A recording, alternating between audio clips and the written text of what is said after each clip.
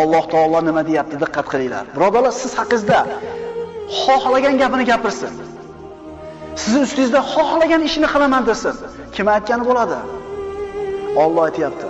Shak shubhasiz biz ular sizni masxara qilib aytayotgan so'zlaridan dilingiz siqilishini bilurmiz. Bandalarim dillari siqilayotganini men bilaman, deyapti. Muhammad alayhisalom haqida shunaqa gap gapirilgan.